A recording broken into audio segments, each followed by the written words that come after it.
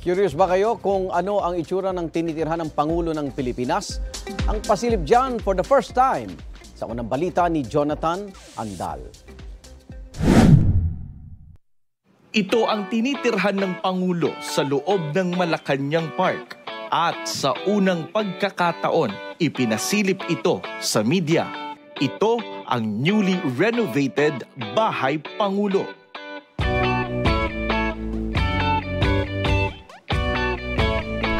Pagpasok pa lang sa gate ng compound, para ka nang nasa bakasyon. Yung feel dito parang nasa resort. Pero yun daw talaga yung intention nung dinisenyo itong presidential residence. Para daw pag-uwi ng Pangulo, galing trabaho, makakapag-relax siya ng maigi. Ang gusto lang ni First Lady, no, sabi niya, Conrad, I want you to make it feel like a resort. Sabi ko, anong architectural style? Sabi niya, ay parang Asian modern. May personal touch daw ni First Lady Liza Araneta Marcos ang disenyo ng bahay. Siya nga raw mismo ang namili ng mga furniture dito na karamihan ay nabili niya sa Pampanga. Pero ang isang parte rito na gamit daw ng First Lady, ang pool area, dahil tuwing umaga raw ito kung mag-swimming bilang ehersisyo. Pati ang Pangulo regular din daw mag-workout sa sarili niyang home gym na may cardio machine at weights.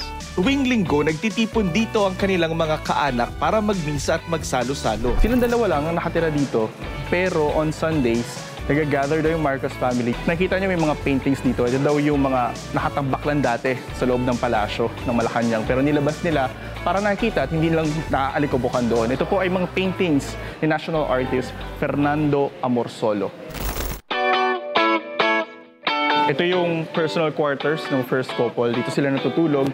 Nasa loob nito yung study area ni Pangulong Bongbong Marcos. Marami rin ditong pang-bagets na laro gaya ng bilyaran, Pac-Man arcade machine, board games, pati na racing simulator na madalas daw gamitin ni Presidential son Vincent Marcos. Overlooking dito ang palasyo ng Malacanang na ang pumapagitna ay Pasig River. Bago pinangalan ng Bahay Pangulo, tinawag muna itong Bahay Pangarap na tinirhan din ng mga nakaraang presidente. Pero pagkaupo ni Pangulong Marcos taong 2022, ni-renovate ang buong bahay. Problema daw noon sa lumang Bahay Pangarap ang mga anay pati na baha. Tinaas namin yung elevation. So kahit na tumaas yung Pasig River, hindi na pumapasok yung tubig. Tsaka naglagay kami ng sump pump. Ito ngayon, it's like a floating slab. Kaya hindi, kahit na gumalaw yung lupa, hindi galaw yung slab nito.